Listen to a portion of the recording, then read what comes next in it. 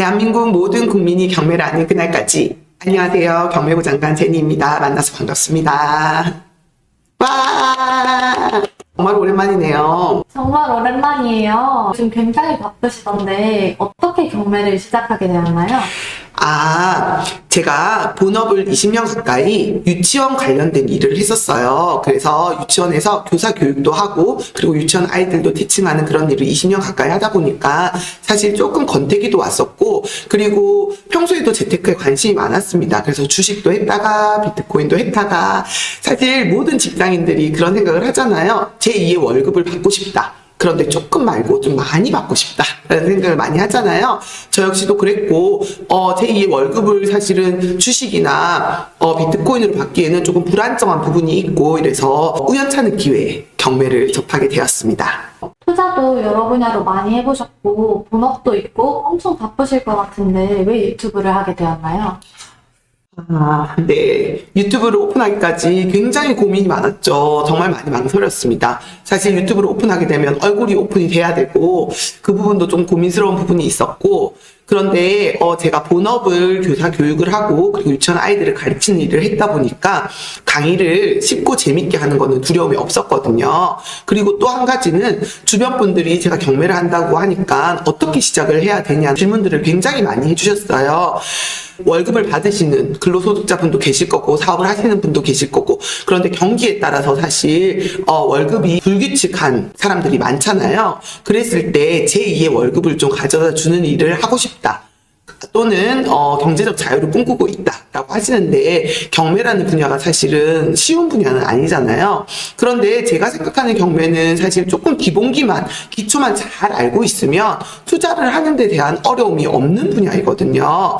그래서 이 부분을 쉽게 설명할 수 있지 않을까라는 생각을 하게 되었고 제 주변 분들도 아이를 키우면서 경력이 단절된 전업맘도 계시고 그리고 또 회사를 다니시는 분도 계시고 또 은퇴를 하신 분도 계시고 또 사회에 이제 막 진출하는 사회 초년생들도 있는데 이분들께 조금이라도 도움이 돼서 꿈꾸는 경제적 자유의 기쁨을 누리게 해주고 싶다라는 생각으로 유튜브를 시작하게 되었습니다.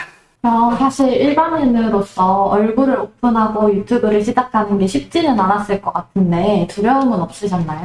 제가 새로운 일에 크게 두려움을 느끼는 스타일은 아니고 또 새로운 일에 도전했을 때 희열을 느끼는 스타일이긴 한데요. 유튜브는 제가 원래 관심이 있던 영역이 아니기 때문에 조금 두려움이 없지는 않았습니다. 너무 잘 돼서 얼굴이 알려지는 것도 걱정이고 또 시작을 했는데 너무 알려지지 않는 것도 걱정이고 상상을 많이 해봤습니다. 시작하기 전에. 그랬는데 우선 시작을 하게 됐으면 좀 제대로 했으면 좋겠고 또 제가 쉽고 재밌게 많은 정보를 알려드리겠다고 시작을 한 일이니까 잘 알려드리도록 하겠습니다. 아마 지금 대화를 조금 들어보시면 아실 것 같은데 제가 또 사투리를 쓰거든요. 사실 저희 지역에서는 제가 표준어를 쓰는 걸로 유명한데 서울 사람들과 대화를 할 때 이런 얘기를 하니까 지금 첫 마디부터 사투리인데 무슨 얘기 하시냐 뭐 이런 말씀 많이 하시더라고요. 나름 표준어를 좀 구사하려고 노력은 하지만 사투리가 너무 귀에 거슬리지 않았으면 좋겠고 또 정감 있게 귀엽게 잘 봐주셨으면 좋겠습니다. 네, 감사합니다. 그럼 앞으로 경매부 장관님이 실전 경매 팁을 많이 주실 것 같아요. 네이밍이 경매부 장관인데 이건 어떻게 만들어진 이름인가요? 사실 처음에는 경매 유치원이라는 타이틀로 시작을 하려고 했어요. 제가 본업이 유치원 관련된 일이기도 하고 기초와 기본을 잘 가르쳐주고 싶은 마음이 있었기 때문에 경매 유치원으로 시작을 할까 하다가 제가 지인이랑 대화를 나누는 중에 저희 아이들이 뭐 정규 과목으로 국어도 배우고 영어도 배우고 수학도 배우고 과학도 배우지만 사실 아이들에게 꼭 필요한 과목이 이런 경제 교육이 아닌가라는 생각을 한다. 등기부등본 보는 법 이런 게 조금 들어갔으면 좋겠다라는 말을 교육부 장관님께 하고 싶다. 이런 얘기를 지인분과 대화를 나눈 적이 있는데 그랬더니 그 지인분이 그러면 본인이 경매부 장관이 되어서 그런 걸 알려주면 되지 않냐 또 아이들이 보고 배울 수 있게 좀 쉽게 알려주는 경매부 장관이 됐으면 좋겠다라고 이제 추천을 해주셔가지고 경매부 장관을 하게 되었고요. 제가 유튜브가 잘 되면은 꼭 그 지인분께 네이밍 값을 지불하는 걸로 그렇게 하겠습니다. 경매를 한 번도 해보지 않은 초보자들도 경매부 장관님 유튜브를 보고 나면 할 수 있다는 말씀이신가요? 네, 맞습니다. 제가 쉽고 재밌게는 알려드릴 거예요. 사실 경매를 처음 배우겠다고 하시는 분들이 우선은 강의부터 등록을 하는 경우가 많더라고요. 그런데 저는 그거는 추천드리고 있지는 않고요. 쉬운 책을 한두 권 정도 읽으라고 추천을 드립니다. 그렇게 추천을 드리면 보통은 권리 분석 책을 읽고 오시더라고요. 그런데 권리 분석 책을 처음부터 읽게 되면은 굉장히 어려워요. 경매 용어 자체가 굉장히 일반인들이 쓰지 않는 생소한 용어이기 때문에 예를 들어 뭐 말소 기준 권리라든지 선순위 임차인, 뭐 대항력, 정말 저희가 살면서 듣도 보도 못한 그런 용어들이 막 나오는데 거기에 권리 분석 책까지 읽게 되면은 그냥 나는 너무 어려서 못하겠어 라는 분들이 많으세요. 그래서 저는 사례 위주로 된 책을 많이 읽어보시라고 얘기를 하거든요. 뭐 어떻게 경매를 낙찰받았다, 또 뭐 명도를 하려고 갔더니 이런 일들이 있었다, 그런 스토리 위주의 책을 읽으셔야지만 굉장히 쉽게 접근을 할 수 있습니다. 그런 책을 읽고 저희 유튜브를 보시면은 아마 조금 더 이해가 빠르실 거고, 또 반대로 저희 유튜브를 보고 그런 책을 읽으시면 그 안에 가끔 등장하는 용어들에 대한 이해가 훨씬 쉬우실 겁니다. 사실 경매는 한 7가지 정도만 절차만 알고 있으면은 초보자분도 금방 도전을 하실 수 있거든요. 그런데 너무 궁금한다든지 아니면 아무것도 모르는데 너무 투자만 한다든지 이렇게 비율이 맞지 않는 투자와 공부는 잘못된 방법이라고 생각을 합니다.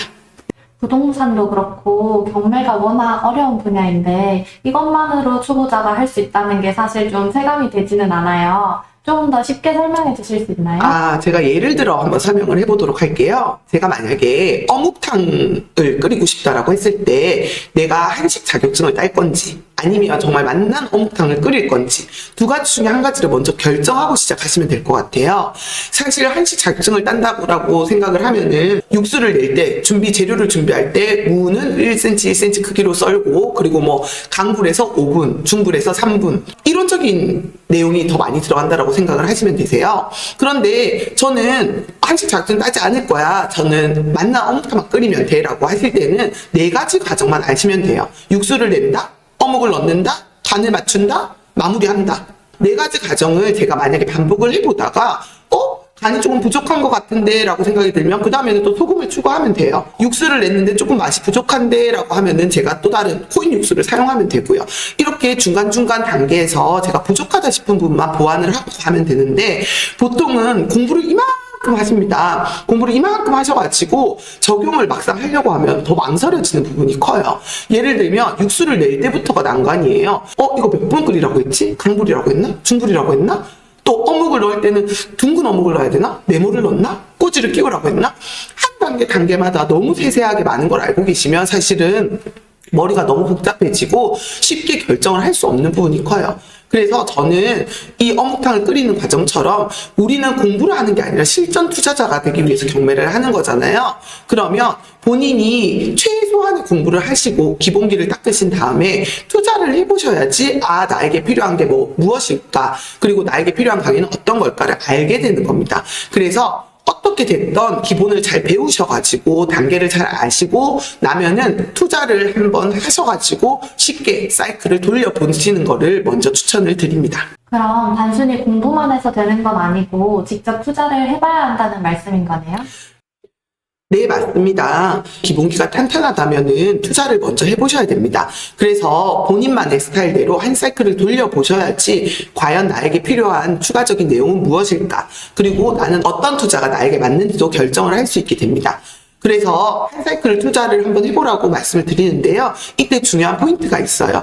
꼭 자기가 잘 아는 지역, 내가 살고 있는 지역, 그리고 쉬운 물건에 투자하는 걸 추천드립니다. 처음부터 내가 수익률을 많이 받고 싶어서 어려운 물건에 투자를 하게 되면 사실은 그 어려운 난관을 헤쳐나가면서 이미 지치게 돼요. 그렇기 때문에 쉬운 물건, 안전한 물건에 먼저 투자를 하시는 걸 추천드리고요.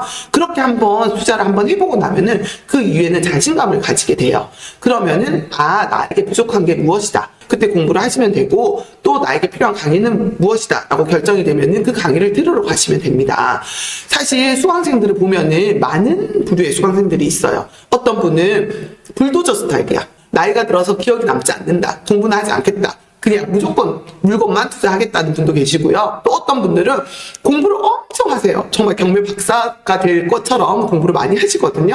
근데 공부를 많이 하면 할수록 사실은 두려움이 그만큼 커지고 물건 투자에도 굉장히 망설이게 됩니다. 이런 일이 일어나지 않을까? 저런 일이 일어나지 않을까? 본인의 경우의 수를 너무 많이 만드시는 거죠. 그래서 저는 한 30% 정도의 지식과 70% 정도의 용기와 도전, 실행이 필요한 게 경매라고 생각을 합니다. 3대7 정도만 가지고 있다가 제가 만약에 70%의 용기와 도전을 가지고 진행을 했는데 조금 더 필요한 부분이 있으면 그때는 공부를 하시면 되시는 거예요. 그래서 3대7 비율을 잘 생각하고 30% 정도의 기본기 교육을 잘 닦으시고 그리고 투자를 해보시고 그 뒤에 내가 필요한 게 뭔지를 결정하시면 될 것 같습니다. 근데 강의를 안 듣고 스스로 공부할 수는 없나요? 그건 아니에요. 가끔 유튜브를 보다 보면 유료 강의에 뭐 투자를 하지 마라 이런 분도 계시는데 저의 생각은 좀 다릅니다. 본인이 한 사이클을 돌려보시면 본인에게 무엇이 필요한지를 정확히 알게 되실 거예요. 그러면 전문가의 강의가 조금 필요하다라고 저는 생각을 합니다. 그 전문가가 되기까지 많은 시행착오를 겪었을 거고 강의로 배우지 않는다면 저도 똑같은 시행착오를 아마 반복하게 될 겁니다. 그래서 그 강사의 시행착오를 돈으로 산다라는 생각으로 조금 저의 시행착오를 줄인다는 생각으로 저는 유료 강의를 들을 것을 추천드리고 있습니다. 그런 분들도 있어요. 정말 강의는 엄청 잘하는데 실전 투자를 안 한다든지 아니면 실전 투자는 엄청 하는데 강의를 못 한다든지 그런데 저는 둘 중에 비교를 하라 그러면은 실전 투자를 많이 하시고 강의를 못 하시는 분을 더 추천드려요. 사실은 이분은 실전 투자를 많이 하셨기 때문에 그만큼 시행착오를 많이 겪으실 거고 노하우도 굉장히 많으시리라 생각을 하거든요. 근데 저희가 이제 말하는 강의팔이라고 하죠. 강의만 주구장창 하시는 분들은 사실은 실전 투자에서 일어날 수 있는 그런 노하우들을 많이는 가지고 계시지 않더라고요. 그래서 그런 분들의 이론을 제가 배웠을 때 제가 만약에 실전에 투자를 하려고 했을 때 이게 과연 맞는 방법인가를 조금 고민을 하게 되더라고요. 그래서 저는 실전 투자 경력이 많은 강사의 강의를 들을 걸 추천드리고요. 제가 한번 투자를 하고 나면은 저에게 맞는 투자가 주택인지 상가인지 토지인지도 결정을 하게 되거든요. 그러면 거기에 조금 심화된 강의를 들으시는 걸 추천드리고 그리고 또 특수물건이라는 게 있어요. 그런 물건들에 투자를 하게 되면 경쟁률이 확실히 떨어지게 되거든요. 쉽고 간단한 물건은 물론 투자를 하기가 굉장히 용이하고 쉽지만 경쟁률이 10명, 막 20명씩 입찰을 들어오게 됩니다. 그러면 저희가 정말 입찰가를 잘 산정해서 낙찰을 받으면 좋지만 그렇지 않은 경우가 굉장히 많거든요. 패찰 계속 반복하다 보면 지치게 되고요. 그렇게 되면은 또 경매는 나랑 맞지 않아라고 포기를 하게 됩니다. 그런데 특수 물건에 투자를 하게 되면은 사실은 어려운 물건이다 보니까 그만큼 경쟁률도 낮아지고 수익률도 많아지고 비싸지고 또 버는 돈이 많아지면은 또 그만큼 그렇죠. 경매를 지속적으로 할 수 있게 되겠죠. 그래서 이런 특수 물건에 도전하는 거라든지 이런 강의도 또 들으셔야 됩니다. 두려움 없이 특수 물건에 투자를 할 수 있게 되겠죠. 그래서 저는 경매 강의 잘 선택하셔서 듣는 거를 추천드리고 있습니다. 그러면 시중에 현실적이지 않은 강의들도 많고 강의팔이 영상도 많은데 강의를 선택할 때 주의사항은 어떤 게 있을까요? 저는 제일 중요한 부분은 강사의 역량과 경력이라고 생각합니다. 사실 전문가라고 생각이 드는 사람들은 보통은 한 분야에서 10년 이상 그 일을 했던 사람이라고 저는 생각을 하거든요. 그래서 이 강사분이 얼마큼 투자를 많이 했고 그리고 투자 사례 경력이 얼마큼 되고 얼마만큼 지속적으로 계속 하고 있는지를 잘 보고 판단하시면 될 것 같습니다. 네. 아까 처음 말씀하신 7개가 이런 것들이군요. 네, 맞습니다. 여기 보시는 것처럼 제가 처음에 말씀드렸던 7가지인데요. 물건 검색, 권리 분석, 낙찰과 임장, 명도, 대출, 매도, 절세, 세금 이렇게 7가지만 잘 알고 계시면 누구나 다 투자가 가능하거든요. 그런데 이 7가지를 아주 쉽고 재미있게 제가 경매를 진짜 투자할 수 있게끔 가르쳐주는 강의가 잘 없더라고요. 강의를 선택하실 때는 이런 부분이 굉장히 중요합니다. 얼마나 구체적이고 쉽게 알려주는지 내가 혼자서 투자를 하려고 했을 때 이거를 정말 이 지식을 가지고 실전 투자를 할 수 있는지가 굉장히 중요한 부분이거든요.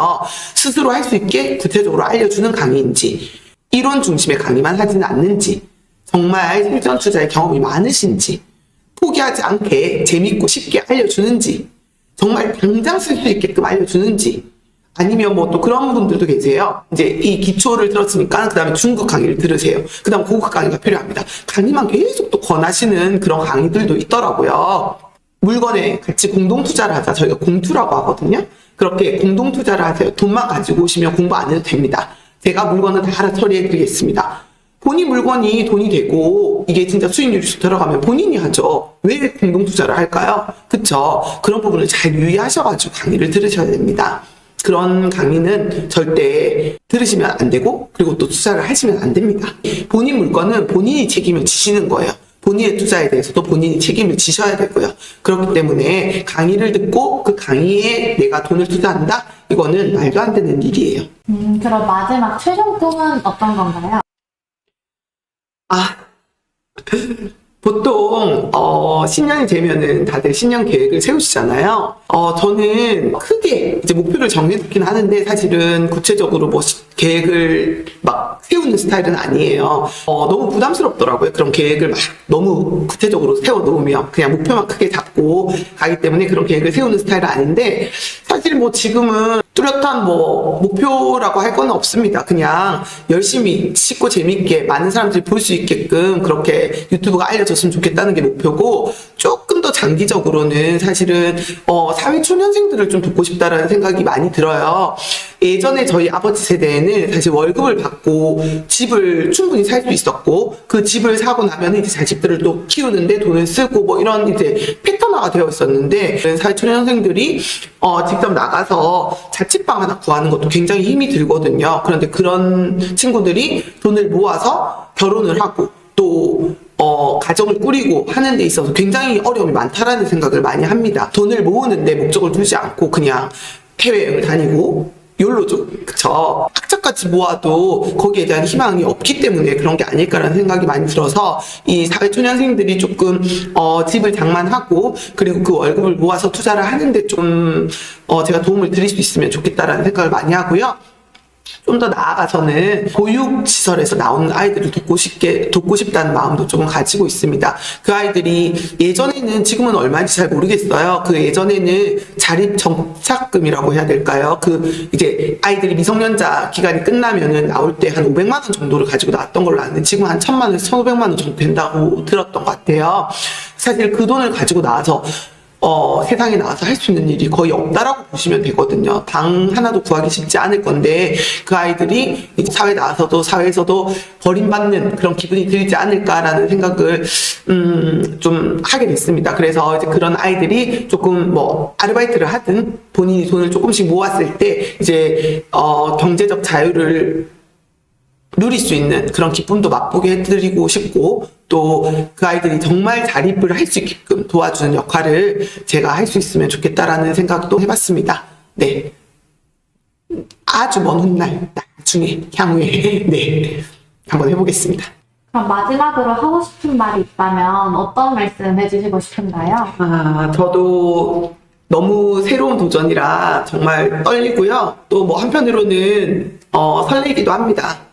새로운 도전을 좀 즐겨보도록 하겠습니다. 네, 우선은 제가 목표한 게 쉽고 재밌게 알려드리는 거니까 쉽고 재밌게 알려드리도록 노력을 많이 할 거고요. 저는 사실 유튜브라는 세계를 잘 몰라요. 제가 미디어를 즐겨보지도 않고 TV도 잘 안 보는 스타일이기 때문에 그 유튜브의 세계를 잘 모르는데 웬만하면 뭐 악플 같은 거 많이 달지 마시고 선플로 저를 응원해 주시면 제가 더 아마 힘을 내서 잘 가르쳐 드릴 수 있을 것 같습니다. 네, 많은 응원 부탁드리고요. 뭐 구독, 좋아요 뭐 이런 것도 하셨는데 뭐 알아서 해주시면 감사하겠습니다. 그런 것도 잘 모릅니다. 네, 알아서 구독, 좋아요 뭐 또 조대 9알 네, 뭐 설명은 들었는데 네, 뭐죠? 여튼 네, 그거 해주시면 감사할 것 같고 파이팅 해보겠습니다. 뭐 마무리는 어떻게 해야 될까요? 대한민국 모든 국민이 경매를 하는 그날까지 네, 경매부 장관 제니입니다. 끝!